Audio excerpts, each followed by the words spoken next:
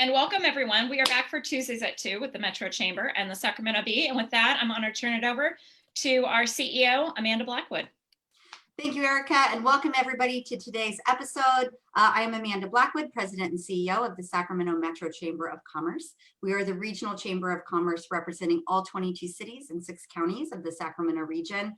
A huge thank you, as always, to the Sacramento Bee for creating this space for us. Tuesdays at 2, our chance to get into the things that are most top of mind for our community. As a reminder, you do have the opportunity to ask live questions during today's show. If you're following on the SacB Facebook page, just enter those questions into the box. We'll have about a 25-minute conversation in the last 5 minutes of our episode today. We will get to those live questions. As always, we will also put this information at the end of the program. So anything that we talk about today, you'll get links, you'll get websites. Please don't try to write them down while you're driving in the car. We will get you at the end of the show. So with that, I could not be more thrilled to present 2 of my very favorite people, Cassandra Jennings, the president of the Greater Sacramento Urban League, and Roy Kim, the Deputy Director of Workforce Development for the Sacramento Employment and Training Agency and Sacramento Works, otherwise known as SETA. Welcome to the program. Thank you. Thank you. So I'll dive in a little bit with you. I have the honor of working with you both and knowing you both, but maybe some of our viewers don't. Could you give us a little bit about your organization, what you do, and how folks might engage? Cassandra, we'll give it to you first. Okay, great. Although I'd certainly like to participate with Roy and SETA, because they're a great partner with us and they actually fund one of our programs. But the Urban League, our mission is really to help African Americans and people in underserved communities to achieve economic self-reliance. And we do that through basically 3 pillars: educate, empower, and employ. And we are a job center here, one of America's job centers here, with full service wraparound services to help job seekers get prepared and then connect with employers and then get hired. And then we have a number of programs that represent education and training programs and hiring events that will all just be wraparound services to get people to success. And in addition, we support those by having housing counseling, by doing support services, by working with family services and part of the Black Child Legacy, and just a number of services that meet the community where they are and take them to the next place. And, you know, economic self-reliance is really about just taking care of yourselves and taking care of your families, and then being able to make that dream come true. So it might be taking care of my family now, but preparing to even do better at that in the future. So we've been around 52 years. We work with populations that are oftentimes left behind, don't have access. And so we do a lot of work to make sure that there's equity and access to the opportunities in our communities.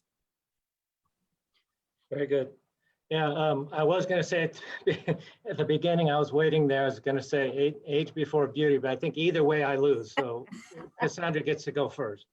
But for those that aren't familiar with the Sacramento Employment and Training Agency, or SETA is the acronym that we're most commonly referred to, we're essentially what's called the Joint Powers Authority between the city of Sacramento and the county of Sacramento.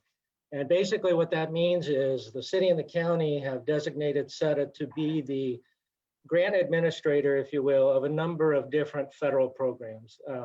The major programs we oversee, the largest one in terms of dollars is the Head Start program, where we operate the countywide Head Start program that serves 0 up to 5 years old. The programs, I don't know, that program isn't under my charge, but I oversee the Workforce Development Department. And the major programs in that department are the Workforce Innovation Opportunity Act cluster, which funds the Job Center network. We have 14 job centers, one of which is the Urban League, just up the street from our headquarters. And we also fund a number of subcontracted programs for disadvantaged youth, which also includes the Urban League.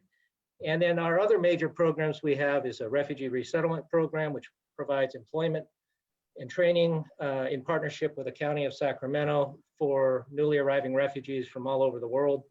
And the final major program we have is called the Community Services Block Grant Program, which funds a lot of safety net or emergency type services for people who are really in need. And we have RFP, actually, I believe it's out on the street as we speak, that's soliciting proposals under our CSBG CARES Act fund. So wanted to let people know about that. Our website's www.seta.net. If you've never been there, I'd encourage you to go there if you're interested in any of the programs or resources we have. And almost pretty much all of our programs are heavily invested in really targeting underserved neighborhoods, hard to serve, different groups of hard to serve populations. And so we're very heavily invested in that space. So obviously both of you champions in the workforce space, champions in preparing folks for, the jobs of now and the jobs of the future. Over the last few years, I think we've had this ongoing dialogue about digital skills, right? The need for digital skills, the demand for digital skills.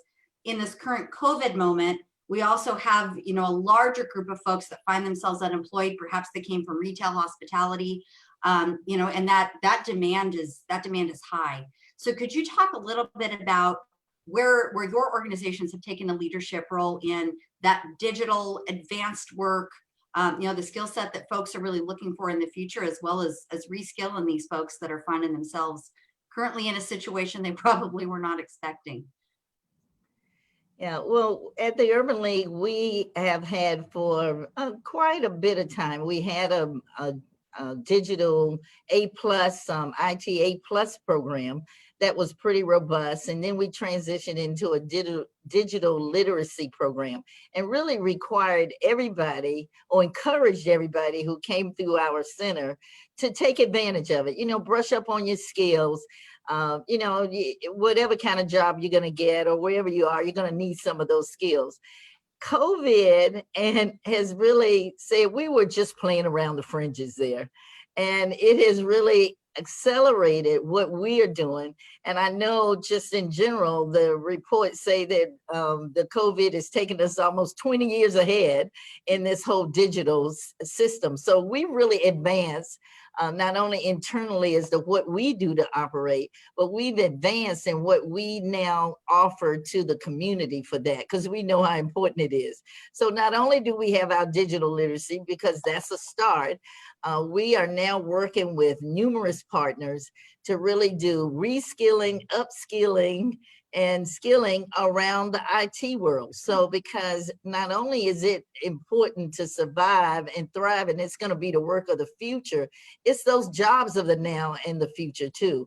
So we're partnering with GSAC to do, and General Assembly to do some upskilling, to do some IT engineering. And then we have this collective 6 that we are also working with that's really looking at digital, whether it's cybersecurity, whether it's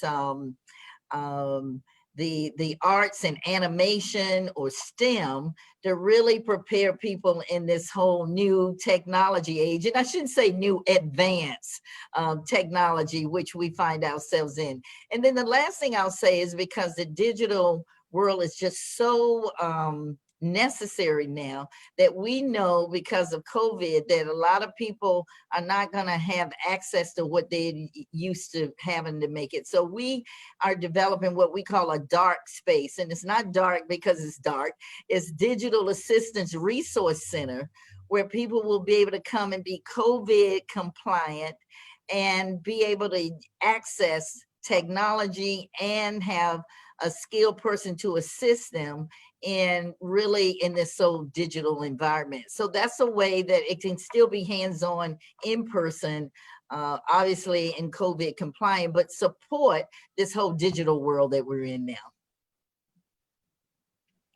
Yeah, Roy, same question to you. I know that you partner on this work and have other work in this space as well. Sure. For SETA, I'll mention a few things. I talked about the Job Center Network, and for the most part, all of our job centers are still open to the public to one degree or another. All like 10 of them are actually open by appointment. And so And those job centers do have computer resources and staff assistance for people who need them. SETA's invested over the last few years in a number of really what we call kind of under the umbrella of Future to Work. We've invested in a number of different research projects, and you'll have seen different reports come out from an organization called Valley Vision on that, around that effort. And Valley Vision's also, we've engaged them to do different industry sector convenings along with the community college system. And that research is being embedded in those different convenings. And our goal is, or our hope is that can help drive decisions on curriculum, policy, and other types of resource investments around digital literacy. And it appears to be actually doing just that. But some specific products, I think I want to make sure that people are aware of, and one of them specifically, we invested in this prior to COVID, but we saw a dramatic increase in the usage as a result of COVID. And that's what I call the Metrics. It's an online learning platform, and it's available free of cost to any user in Sacramento County. It's located on our sacramentoworks.org website. It's got a prominent, it's the second link if you go there. And you can sign up from the comfort of your house or anywhere you have internet access and a computing device. There's over 5,000 training courses, and many of them are in digital literacy, but just as important, I think, digital literacy to me is one of those foundational areas, just like math and reading and other soft skills that people need to really succeed in today's workplace. And digital literacy is part of that package. And I think so that's why I encourage people to use Metrics. The other thing we've been doing since COVID started is actually giving our customers or purchasing our customers laptop computing devices so they can actually conduct job search or participate in employment activities while they're via Zoom or in remote sessions. So I think those are a couple specific things I'd like to share. Great. Well, I know both of your organizations and some of this together, you have pivoted quickly to meet this COVID need, right? And with the influx of CARES dollars, which are finite, in use and have to be out the door by the end of the year, are both working actively with the city of Sacramento to get some of that programmatic work launched. So I know, contracts still in play, maybe some T's to be crossed and I's to be dotted. But could you share with our audience today what's kind of coming down the pipeline there that's maybe in the short term and where they could go to get some more information on that? Right. So there are going to be hundreds of opportunities available actually right now that are going to provide reskilling, upskilling, and just skilling for those who have been affected by COVID in the city of Sacramento. So the first thing I should say is look now, certainly at the Urban League, go to our website, gsul.org, or call us still, because we are open for business at 916-286-8600. But just to give you an idea of what some of the programs out there is that people are going to have the opportunity to get training in both skills, IT skills, as well as we're looking at advanced manufacturing. There will be stipends for people, many different forms that while they are doing the training, and then there will be internships and paid internships in some of the programs, as well as paid time on the job in order for, and then placements on the job. So, and as Roy mentioned, that some of the programs will provide all the equipment. If you need a computer, all you need to do is really understand that maybe you have to pivot, or maybe you want to take another career path or get really trained and skilled in an area, that there's a pathway for you that is going to be supported all the way. So we have programs, again, that include 6 weeks of training in IT with jobs at the end. We have animation and cybersecurity and programs for youth as well, 16 to 24, or adults 18 on up, where you can really get the skills that you need. And it's going to be fast and furious. And people don't want to miss that opportunity. So call us and we will connect you to the right program. So Roy, a question I have for you, it's a kind of a slight pivot, right? We're hearing about the industries that are facing loss, right? And you have those people coming your way, but there are also industries that are hiring, right? And SETA is also an amazing resource for a group of people with skills that have gone through these trainings that employers could reach out and maybe start to make some of those connections. Could you tell us a little bit about where you've seen some success there and how maybe some employers that are listening today can reach out and maybe find some really qualified folks? Sure. Again, I mean, I've done several of these webinars, and I at every single one of them, I've emphasized, yes, we're open for business, both job seekers as well as employers. Even though we've seen a dramatic downturn, right, and thousands of layoffs, I think there are still sectors that are hiring. Some of the specific sectors that come to mind, public sector continues to hire. Anything in the distribution area, retail distribution, retail delivery, those areas, they can't get enough workers. I think in no secret, everyone's heard the news, oh, Amazon's hiring 100,000 people. You know, that's true. So, and it isn't just Amazon, it's anyone else who's kind of competing or not competing even in that space. So, and healthcare continues to hire, and there are other sectors.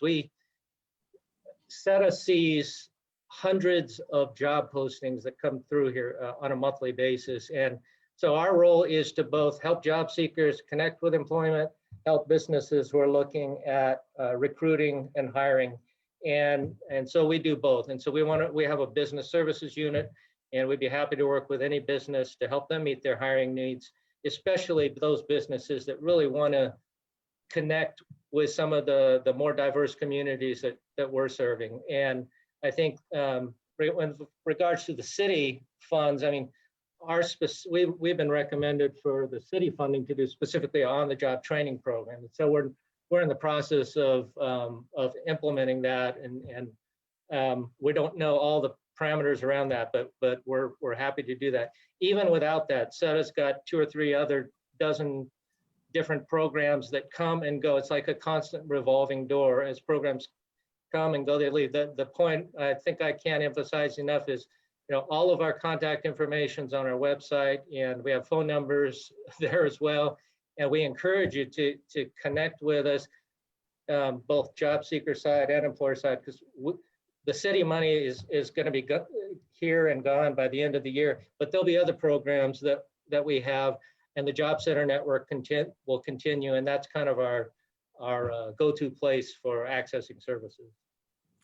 Yeah, and if I could say, I know SETA is the constant. So while the others will fluctuate, SETA is the stabilizing force. So we appreciate their partnership. And I would say, as we work with employers, in fact, we have a job fair that's going on, a hiring event that's going on downstairs in our building right now, where people are coming in. Many have made appointments because it is COVID compliant, but they are being interviewed and offered jobs if they're successful, and many are right now. We've also had hiring events virtually as well as in person with FedEx and other corporations and other CVS and others that are looking for people now to come to work. So we work with employers too, and I know the other job centers do as well, to really make sure that the access is not only available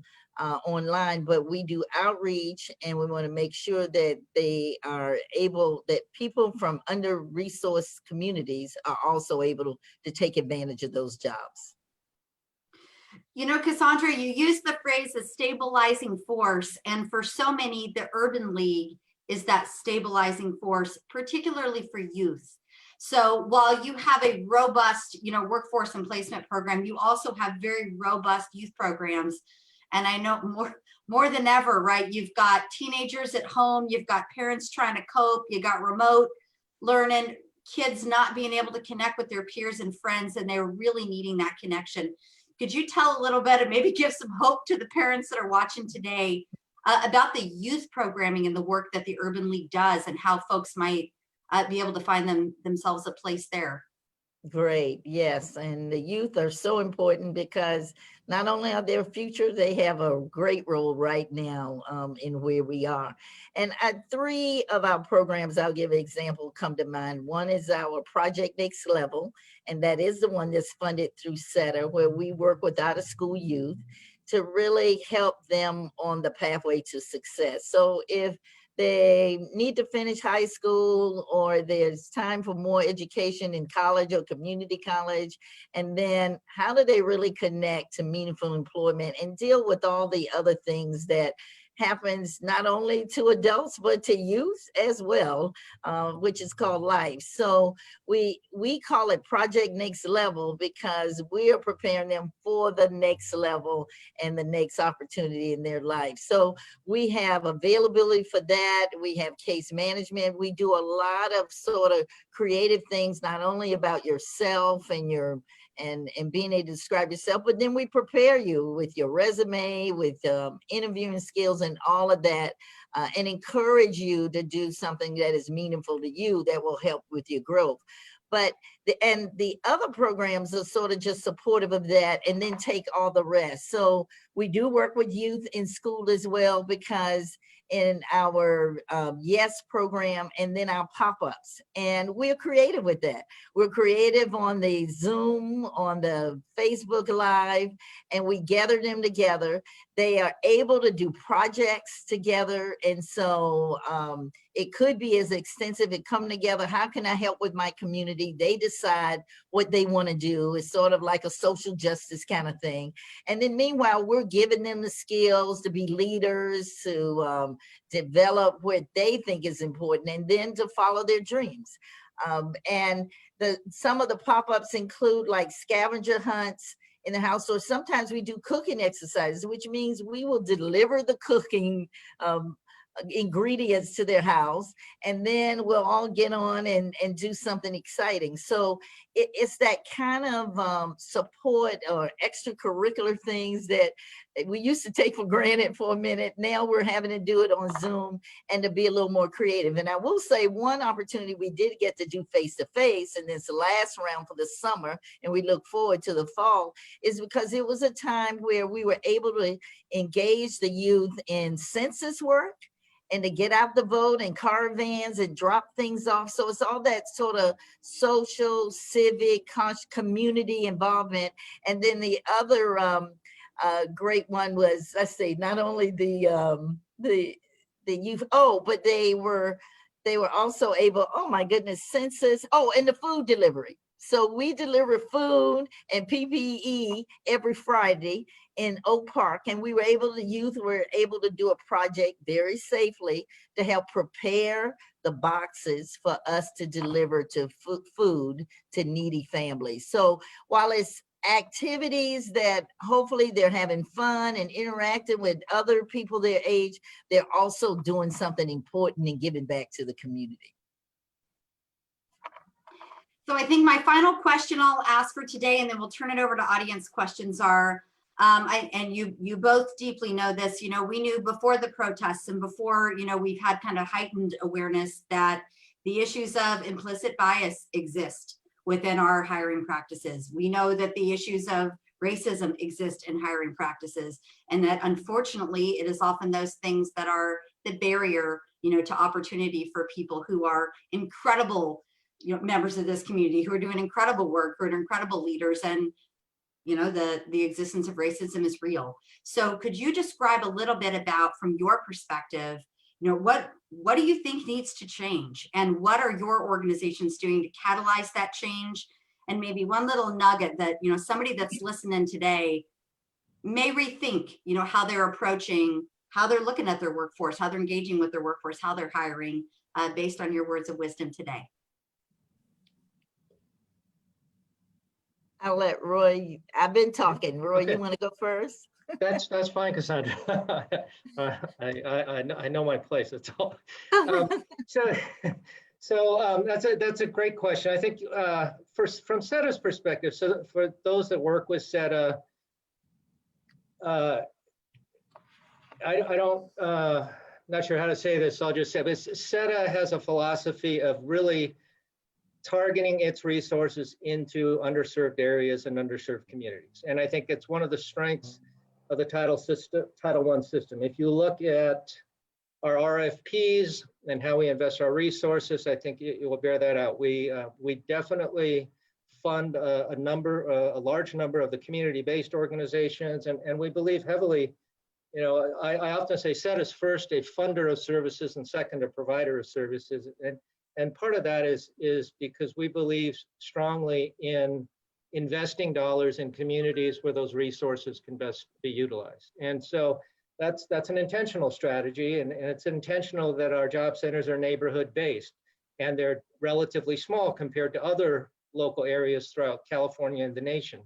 And there are good reasons for that. We believe that there are stronger ties to serve the residents and the citizens in those communities. So I mean, from we can always do it better, but I think the Title I, which is we owe a Title I, the SETA funded job center network, I think one of its strength is really engaging those areas, and I think SETA and the Title I is just one of many funding silos that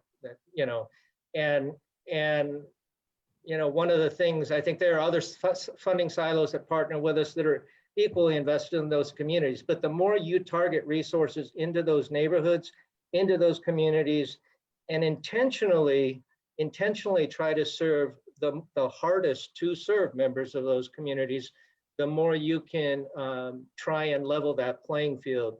And I think, in my opinion, that's one piece of the puzzle, and we need to see more of that. Yeah, and I think Roy hit on the word that I always use is intentionality.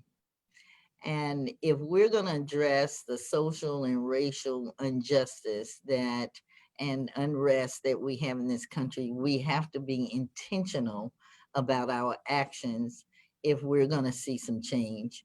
And so for the Urban League, this really just sort of puts an exclamation point behind what we have been fighting for 52 years in Sacramento and 110 years throughout this nation as a national movement.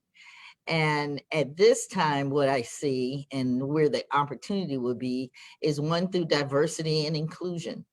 And so if you're an employer, you need to have a diversity and inclusion policy that you plan to implement, just not to put on the shelf. So that's where the intentionality comes. I think, and you see the city and others trying to look at it, that you definitely need to have a racial, and I'm just going to add gender equity lens on the things, because if you're going to be intentional and you're going to be inclusive, then you need to be looking at and monitoring and managing what it is that you're doing. And I think most companies will say, yeah, we're doing that. So let's see if you really are. But then I think there's another component that oftentimes people miss is about building capacity. So building capacity, when I speak of it, is building capacity. If we want to talk about Black Lives Matter, and that's what I think is that we should focus on when we talk about institutionalized racism and things that have sort of perpetuated the system that we've all learned to navigate in spite of, is that you need to build capacity with the individuals and the organizations and the communities that's being impacted. And so it's not good enough to just go in and build a building. That's a start. But what happens if the builder happens to be of the community and of the color, or the benefit is for them, or the jobs? The jobs should be a part of a rebuilding of a community or a neighborhood. And so, it's certainly the heightened discussion. And now I guess I would just encourage people to be intentional and let's move to action. And the action that I'm talking about is so that we don't keep repeating the same thing again, because I'm old enough, as Roy would yield to me, to know that I've been in this conversation more than once. And I was born in the segregated South, and I know that we've come a long way, but we still got a long way to go. And we can propel us forward if we're intentional and take action towards it. Beautifully said as always. Erica, I turn it to you for questions from our audience. So I'm going to start off with both Cassandra, Roy, and your organizations are getting a lot of love out there. We have a lot of comments, some people just talking about how you truly are the backbone and assisting people in finding work. There are two kind of themes that came up. One was there was a couple questions related to when you talk about digital skills or digital literacy, can you be a little more specific what that means for people that might need to expand that job skill set? Well, the first one is really basic. So our digital literacy one is they will teach you how to turn on a computer, how to get your emails, how to then do PowerPoint and Excel and do some spreadsheets. And every now and then we teach some economic development in there, you know, when they're doing something. So that's sort of basic. Then you have the sort of the next level that says, I know how to do all that. Don't demean me. But then let's get a little more deeper into how it works and how you could then do some programming, how you could work. Now we do have sort of the software engineering. And so we have multiple levels. And then for the youth, we're looking at animation as a way to use sort of digital kinds of systems. And we're looking at STEM and then the Microsoft suite. So, and they get certificates to those. And then we work with the employers that actually their jobs at the end, because we're not training you just for the skill, we're training you for the jobs that exist. So like in Salesforce or Centene or VSP or all the government agencies that will have jobs around that. So I would say at every level, and no level is too low. And then I don't really think any level is that high that we can't help you to get to where you need to go. Now, if I can piggyback, I agree with everything Cassandra said. I would add, you know, it's like using tablets in our preschool classrooms and using digital education devices in our K-6 and K-12 systems and embedding that into instruction, as well as, you know, we have a number of workforce activities.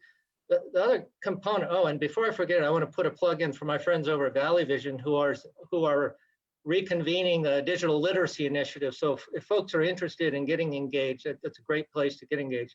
But the other thing I should mention on digital literacy, which comes up repeatedly, and that's an access issue, and not everyone has equal access or broadband access or you know, internet access. And I think that's a more increasingly important component that COVID has really pronounced, especially when you've got, you know, 3 school-age children plus, you know, 2 adults or 1 adult or however many. You got a bunch of demands on. So you know, it's just changing the home environment, changing the education environment.